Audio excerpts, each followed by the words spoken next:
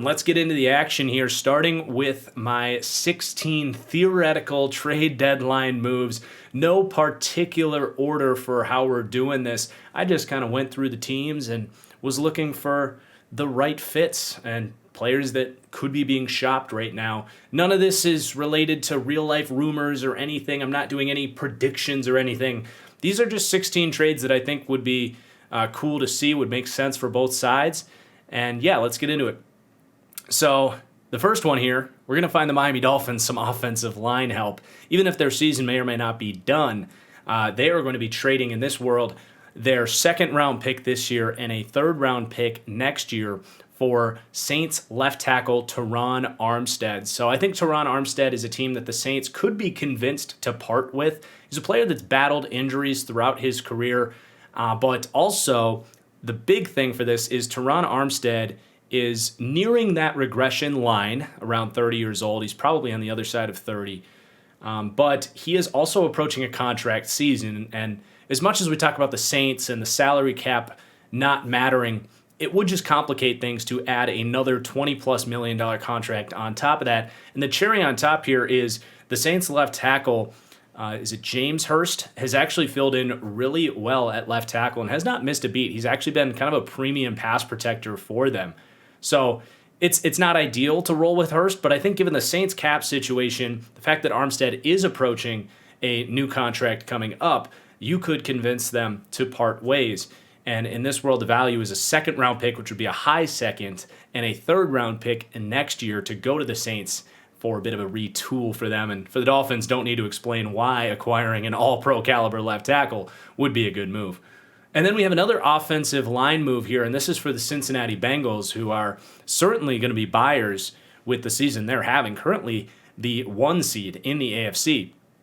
So I know that they signed right tackle Riley Reiff from the Minnesota Vikings in free agency, but the trade I'm going to entertain here is for right tackle Lane Johnson from the Philadelphia Eagles. Now, I've got a little bit of a two-part conversation to have here because the Eagles have something most teams in the NFL don't have, and that is an embarrassment of riches at the tackle position. They have Lane Johnson here at right tackle. They have at left tackle Jordan Mailata, who has actually played some right lately and looked really good. He just got a massive contract extension to stay in Philadelphia. And then they have former first-round pick Andre Dillard, who also could be a trade piece, and that's going to be the other side of this conversation. But they are a good team to go to and talk to about acquiring one of these offensive tackles. And in the Eagles' case with Lane Johnson, he is an all-pro caliber player, but here's the catch. The Eagles are in a rebuild, right?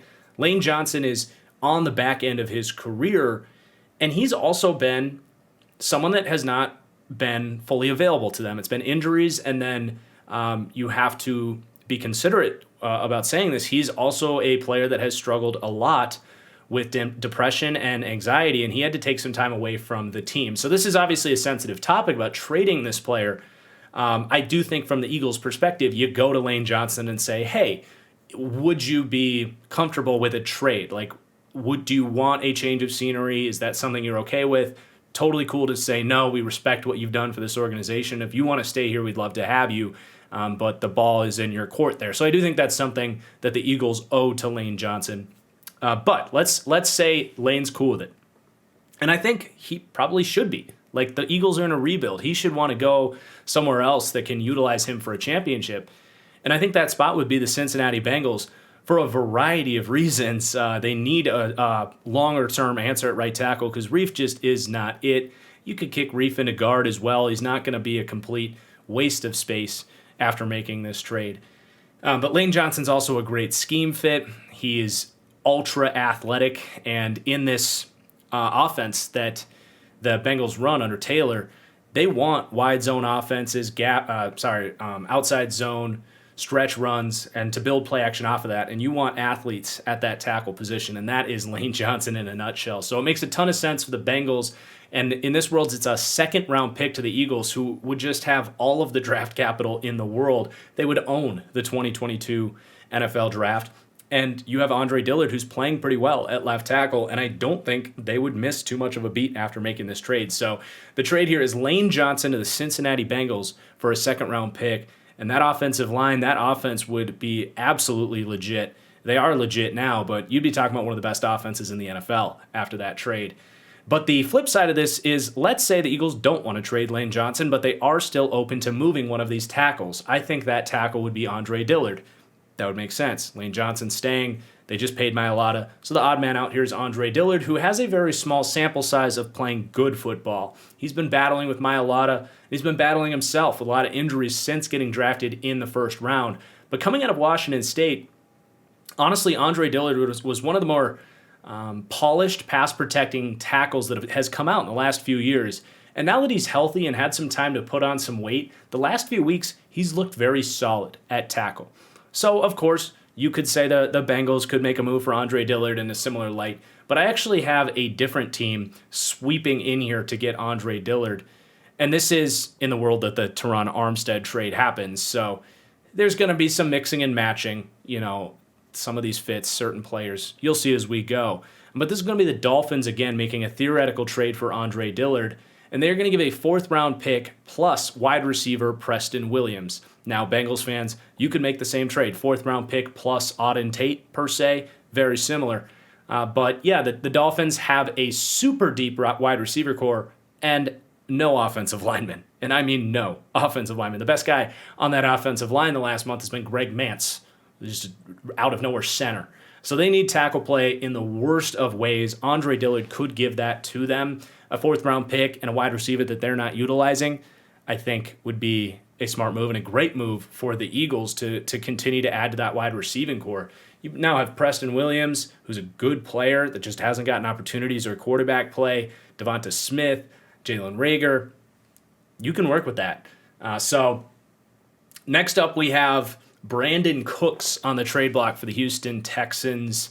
The Texans are in a rebuild. Brandon Cooks is still relatively young. He could be someone they want to hold on to so that when they do draft a quarterback, they have someone to throw the ball to. But Nico Collins, looking okay out there. Wide receiver is a position that you can find useful players kind of anywhere. And I think trading Brandon Cooks when he's playing some of his best football to a team that would be willing to acquire a do-it-all deep threat receiver, I think that'd be a good move for the Houston Texans. So this trade is going to be the Green Bay Packers, who have shown much more aggressiveness lately with this sort of Rodgers deal, him kind of putting pressure on the front office, and a team that has been decimated by injuries. We've seen what happened to their receivers with COVID this week. I actually think there's a change of mentality in Green Bay where they might go after a player like Brandon Cooks. But either way, I think this would be a great move for Green Bay. They did not pull the trigger on Will Fuller last year, and their wide receiver core come playoff time was not good enough. Maybe now, with the kind of win now, last dance mentality, they go and get Brandon Cooks to open up that offense in a way that I just don't think MVS is doing. Clearly, he's injured right now, but he's just not the player Brandon Cooks is and is shown to be this year. So the trade here is Brandon Cooks to the Green Bay Packers for Green Bay's 2nd-round pick, and Houston is also going to send a 4th-round pick to Green Bay, so it's a pick swap there. Houston adding another high-round draft pick to help their rebuild out. Okay, next we have more of a smaller level trade, but it is for a more big-name player, and that player is Clelin Ferrell, who has had a complete falling out for the Raiders. Now, we might see with Gruden gone, that maybe was kind of a hot, heated relationship potentially, but even then Gruden's not in charge of the defense, and Ferrell has just been rotting away for the Raiders. He's been a healthy scratch. He's like the 4th or 5th man as a part of that defensive end rotation. This is the former 4th overall pick who actually last season played very good in run defense and was starting to show some flashes as a pass rusher. Never going to redeem himself as the 4th overall pick. He just doesn't have the physical upside to do that. But I do think he could have value for someone else as a 3rd defensive end who can do a little bit of everything, maybe step inside and rush the passer a little bit. And the team that I found for Clelin Ferrell is actually a rebuilding team, the New York Jets, who I think schematically fit Clelin Ferrell very well. Now, they just extended John Franklin Myers, but if you look around the league at these Seattle 3 defenses, they really like these bigger-bodied edge players. And I think Clelin Ferrell in a new environment, having a coach like Robert Saleh to really get him to buy in, I think he could be a big role player for the Jets. A 5th-round pick, he's cheap. I think it would make sense for the Jets to just make that defensive line that's already a strength an even bigger strength. He can start now and rotate with Bryce Huff. And then when you get Lawson back, he's going to be a great piece to play early downs so that Lawson can limit that snap count. Whereas, he's a guy that those knee injuries, that's really getting concerning. If you can just have Lawson be strictly third downs, pass rush specialist, and still get something nice from Clelin Ferrell earlier downs, that'd be a great move for the Jets. So a 5th-round pick for the Raiders to essentially give up on Clelin Ferrell, who they're just not using. Okay, next up we have a player that those that have been around this channel knew that this guy was going to make my trade deadline list. I've been pounding the table for Tim Settle to get traded for 2 years now. He is rotting away behind one of the deepest defensive lines in the NFL. It's a player I liked a lot coming out of Virginia Tech. Huge dude, but quick feet. Uses some nifty ways to get after the quarterback with that quickness, and he is powerful up front and plays great run defense because he is a strong, disciplined, smart player. But Tim Settle just, he's only getting 15 snaps a game, and he's still contributing when he gets in there. Washington's not winning any games. He's in a contract season. It is time to free Tim Settle. So there could be any number of teams that could trade for Tim Settle. But the team that I'm going to put him on in this trade scenario is to the Arizona Cardinals, who have a good defensive line, but I do think getting a Tim Settle in there, he would kind of give them what Jordan Phillips isn't, and that is a full, well-rounded 3-down nose tackle, which in their defense I think could even open up J.J. Watt, Chandler Jones, even a Zach Allen, who finally was showing some flashes before getting COVID against the Niners. I think Tim Settle opens everything up there, and he could actually earn a decent contract for the Arizona Cardinals. And Arizona's been very aggressive in the trade market, so why not make another one? And I guess I should have checked what they gave Zach. I don't think it was a 4th-round pick to get Zach Ertz, but basically Arizona, no, they still have their top 3-round picks. Ertz is the only trade they made this year that was for a pick this year. So they have this 4th-round pick. So forget what I said. Tim Settle to the Arizona Cardinals. Makes sense for both sides. Washington's not going to have him next year, and what do they need him for this year? Okay, my next one is going to be actually a player-for-player trade, which is much more rare in the NFL, but these are 2 veteran players in C.J. Mosley and Landon Collins being swapped here. Both these guys have a bit of a trade market, I would say. They've had really good football in their past, enough to earn, I want to say, when they signed their respective contracts, they earned the biggest money at their respective position because they had played such good football. But on their new teams, they have not been that. C.J. Mosley's been injured, opt out last year, and this year just has not been that guy for them. Landon Collins, check out last week's Studs and Duds. He's having a terrible season, and he's in an awful scheme fit, playing that hybrid safety cover role. He needs to play for a defense like this, where similar to what we've seen from Jonathan Abram with the Raiders. Jonathan Abram has come down to the box in more of this cover 3, more Seattle 3 style defense. Robert Salah does a lot of different things, but he does have room for that role and that player on that defense. And I think Landon Collins could play much better football like that around the line of scrimmage, as opposed to that hybrid cover 4 style safety that they're asking him to do for Washington. And then for C.J. Mosley to Washington, they want Davis to their 1st-round pick, Jamin Davis out of Kentucky. They want him to reach his potential, but he has not contributed early on like he really shouldn't have been expected to. He's a very raw prospect, a late riser in the draft, but a super athletic guy. And then you got Cole Holcomb, who's solid. And then they've been kind of playing John Bostic a lot. And I think C.J. Mosley is an instant upgrade to John Bostic, kind of rejuvenated in a different system, could be a much better fit for C.J. Mosley. So a player-for-player swap. And the reason this makes sense is I wanted to find a trade for C.J. Mosley. I wanted to find a trade for Landon Collins. And I'm sitting there like, who the hell wants these contracts? Well, they can work it out so these guys swap teams, and there's really no notable hit on each team's respective cap. Both teams are stuck with these terrible contracts. You might as well flip them and see if it works any better. And then next up is going to be one of my more bold trade predictions here. and it's not going to happen, I really don't think, but I think it might be smart for the Denver Broncos to shop Von Miller. Now, I know Von Miller's been great, and he could contribute to attracting Aaron Rodgers in next year, perhaps, or, I mean, that's really it, back end of his career. If they could get a veteran quarterback, go on that run, he could be a big piece for that path, that narrative for the Broncos. So that's why they probably won't do it. But I do think attaching to this idea that they're definitely going to just get Aaron Rodgers is very risky for them. So you could have an actual real rebuild here where you trade away Von Miller and get real draft capital in return for a rebuild. So the team, and he's also in the last year of his contract. By the way, he could become a free agent. So that's something you can't ignore, and a big reason he's on this list. So the team acquiring Von Miller here is the Buffalo Bills, who have really young athletic edge rushers, Rousseau, Boogie Basham, A.J. Epinesa, maybe not so much athletic, but good young edge rusher. This would set the Bills' defense over the edge, quite literally acquiring an edge player like Von Miller.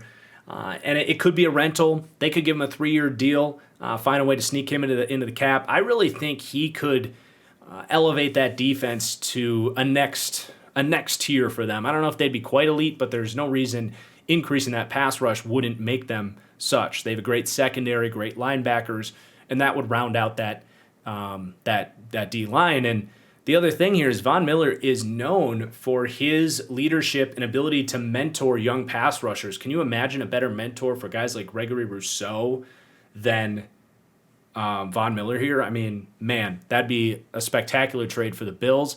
And for the Broncos, it'd be a tough pill to swallow, but it could be best for the Broncos long term, because if they're not getting Aaron Rodgers next year, this is a team that should really be looking at firing Vic Fangio and rebuilding this thing and focusing on the young talent that they can continue to develop here. So our next trade is going to be the Indianapolis Colts going and getting a slot receiver here in Jamison Crowder. Another injury to Paris Campbell here. You do have perimeter players stepping up and playing really good football, or at least one in Michael Pittman. T.Y. Hilton looked good, but then he got injured again. The Colts are making a bit of a push here to make Wentz look like a good quarterback. The defense is playing great. I think Jamison Crowder is a piece in this kind of West Coast quick-hitting offense that could help Wentz continue to play better in structure, give you a good run after catch threat, give you some speed in that receiving core that they're kind of lacking. He's a player that I think the Jets would be smart to shop. He's not contributing. He's clearly not a long-term piece for them. And for the Colts, I think it'd be an immediate upgrade to their offense, the way they operate. It's a pretty straightforward move here. It's for a 4th-round pick. So we've got the Indianapolis Colts trading for Jamison Crowder. Next up, we have some safety talk. So we're going to stick with the New York Jets here, and a player playing on the franchise tag for them that's having a bit of a down season, Marcus May for the Niners. Now, I like Marcus May, but he just has not been that true impact safety that he was last year and the year before that. And they were hesitant to pay him and give him that franchise tag, and there's reasons for it. He's been an up-and-down player throughout his career. I think he could become available for the right price. So we have the Los Angeles Chargers looking for a very good safety here in Marcus May. And another player is our next trade, is actually the Chargers targeting a similar player for another team. But for now, the Chargers are going to be trading a 3rd-round pick this year and a 4th-round pick next year. So a decent amount of draft capital to the Jets for Marcus May, a safety who I think in that hybrid cover 4 defense would be a dream fit for Marcus May. I think his biggest strength is covering in that intermediate part of the field, and he has the speed and flexibility to flip and get deep in those quarters coverages. You put him next to Derwin James. I know Nasir Adderley's playing better, but I think Marcus May is just an auto upgrade there. You can still go 3 safety packages that we've seen a lot at times from these quarters defenses. You can put Derwin down in the box more as a slot corner, that star role, right? And then you can have 2 good safeties up top, Marcus May and Nasir Adderley. So it gives you a lot more flexibility. And for the same exact reason, we have another trade for another similar safety, Tracy Walker of the Detroit Lions, also in a contract season. The Lions not going anywhere. They're going to have to convince Tracy Walker to stay here, basically, and he's not good enough to catch a franchise tag. But the Chargers here are going to be trading a fourth-round pick for the exact same reasons that we said about Marcus May. I think they're very similar players, similar size, similar athleticism. I think the scheme fit is perfect for the Chargers. So that is why two different options for the Chargers to target and upgrade at safety to kind of get a Loie Gilman off the field and get some more athleticism on the back end of that secondary. A team obviously looking to make a Super Bowl run. Okay, then we have another trade for the Green Bay Packers. And this is a late round pick, a 6th-round pick being sent to the Denver Broncos for Kyle Fuller. Kyle Fuller is actually in trade discussions in real life. They gave him a 1-year deal, and they just don't have much of a need for him. They have cornerbacks in Denver, and it's just not working. He's actually not playing very good football for Denver, and I don't think he's the old Kyle Fuller. I think he has lost a half a step or so, but I do think he'd be an upgrade to Green Bay and insurance in case Jair Alexander can't come back. I do think just sending a 6th-round pick for Kyle Fuller would just round out that secondary. They've signed Rasul Douglas. You've got Stokes playing well. Kevin King hasn't been able to stay healthy. I think just getting one more piece in that secondary would be a big deal for Green Bay, and maybe Kyle Fuller could step in and play slot as well if necessary. So just adding depth to a team that is in this weird situation where they're, a lot of teams, if they have the amount of injuries that Green Bay has had, they would be losing games and saying, okay, lost season, we'll get it next year. Well, you can't really do that for Green Bay because they're winning games, and you have a quarterback that's like, I'm probably out of here after this year, and you're going to be in a different window. So I think this is the time for Green Bay to just kind of pour it out. In this world, 2nd-round pick for a Cooks and a 6th-round pick for Kyle Fuller. It's a different time in Green Bay, but I think those would be really good moves for them to make. Okay, now we have another trade for the Chargers. Actually, a couple more coming up for the LA Chargers. And there's a reason for that. They have a rookie quarterback, or a quarterback on a rookie contract, and it opens up some cap flexibility. They have some players to pay, but I think they could figure it out. So one of these is more of a small level trade here, but one that I think would be really smart for the Chargers to make, and that's for Cornelius Lucas, right tackle of the Washington football team. So Lucas has actually played pretty much, let's just say, stud-level play since he's been in the NFL, or at least the last 5 or so years. The problem is he's never been believed in as a full-time right tackle. You look at what he did in kind of emergency situations for the Bears. He played really well. It earns him a contract extension for Washington. He's gotten starts there at right tackle. He's played really well. Now, they draft Sam Cosmi in the 2nd round. Pardon the sirens, they're not after me. But the Washington football team drafted Sam Cosmi in the 2nd round. They signed Charles Leno from Chicago. And Lucas has only gotten so many starts there. Last couple weeks, Cosmi's been hurt. I think he'll be back soon. So Cornelius Lucas to the Chargers, it's an opportunity for Washington to get another draft pick for a player that is an impending free agent that's not going to be there. They're not winning games. It makes sense to sell him. And for the Chargers, you have Brian Bulaga at right tackle, who's currently injured, might come back, but that is the worst thing to count on possibly. Like, Brian Bulaga staying healthy and counting him to do that at this point, I can't think of a great analogy right now, but that's just dumb. Like, Brian Bulaga is the most injury-prone player in the NFL, not named Jason Verrett. So to count on him to come back and stay healthy into the playoffs, it's just dumb process. And you can get Cornelius Lucas basically for free. In this world, a 5th-round pick buys you so much insurance for him to do that. I don't know if Bulaga or Lucas would really play play guard, but maybe one of them could. I don't know, but either way, you're buying a right tackle for a playoff run that, Storm Norton's just not cutting it at right tackle for them. And then my other and last trade here for the Chargers, this one's going to get Chargers fans very excited, but and it's not going to happen, but hear me out for a second. Khalil Mack to the Los Angeles Chargers. I mentioned the rookie contract for the Chargers. It's going to allow them to have some flexibility there with the cap. And for the Bears, who do the Bears play this weekend? Hold on. As far as this being realistic, because I think this trade makes a ton of sense. So the Bears play this weekend, the Niners at home. They're 3.5-point underdogs. If they lose this game, their season's done, right? They need to start thinking about life after Matt Nagy, getting as much help for Justin Fields as possible. And Khalil Mack is going to be 31. His play is still very high, but it's not like Defensive Player of the Year, game-wrecking Khalil Mack. I think if they lose, you fire Matt Nagy, you could think about trading Khalil Mack to the Los Angeles Chargers. Out of division, you don't have to think about it. Khalil Mack can get his revenge on the Raiders twice a year. And for the Chargers, think of that defense, man. Khalil Mack, Bosa, Derwin James. Not all these trades are going to happen. Got to say Asante Samuel.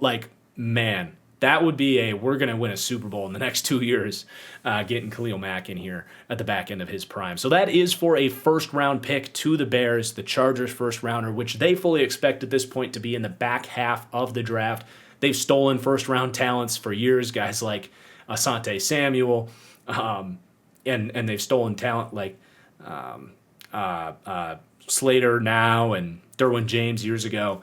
They can afford to give up a first-round pick with how well they've hit in their draft picks. So Khalil Mack to the Chargers for a first-round pick. Let me know what Bears fans, let me know what you think of that. Would you be okay with it? Chargers fans, would you be okay with it?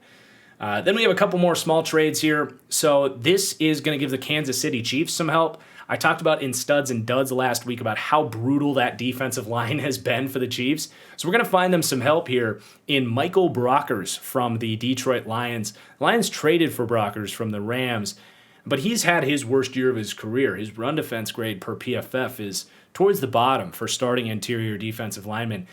And yes, he's getting up there in age, but it's hard not to say a veteran player who's had a lot of success winning in the NFL to go to a team like Detroit. It does seem to me that he's just not buying in. At the end of the day, run defense requires a high amount of effort and discipline. So I don't find it surprising that it's just not working for him in Detroit. So the Chiefs find a way to bring that contract in. Detroit would probably have to eat some of that money, but it's kind of a service to Michael Brockers. Brad Holmes, the GM, likes Michael Brockers. Send him to the Chiefs. You get a 6th-round pick for him, and the Chiefs get a new leader for that front four that they're not getting any stability from that defensive line up front. The signing of Jerron Reed has been a disaster. He's been miserable. Derek Nadi is doing what he can, but it just hasn't been the same for him. Tershawn Wharton is undersized. And Colin Saunders had a good game last week, but the season for him has not been good. So getting another piece in there for that defensive line, setting the tone up front much more for a Chiefs defense that's really struggling right now. Okay, and then our last trade here is another Detroit player, Trey Flowers, who just has not worked out for Detroit. And the new scheme here, where he's playing a lot of stand-up outside linebacker, has been rough for Trey Flowers. He's more of that hand in the dirt, put him up in front of the tackle's face, even inside the tackle, that 4-eye, even sometimes 3 technique. He's much better in that situation. And he's not getting to play that in this Lions scheme. So we're going to send him back to the New England Patriots, who, have pieces up front there, but to get Trey Flowers for a 4th-round pick could really improve that pass rush. And I think Belichick's kind of in this go-for-it mentality.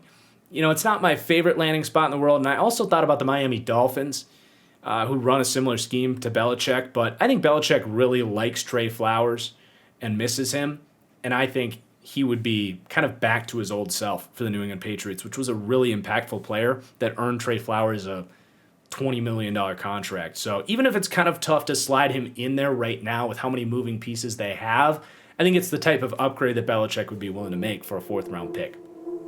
So those were my 16 theoretical trade moves. Hope you enjoyed that segment. And next up, we are going to break down my quarterback tiers.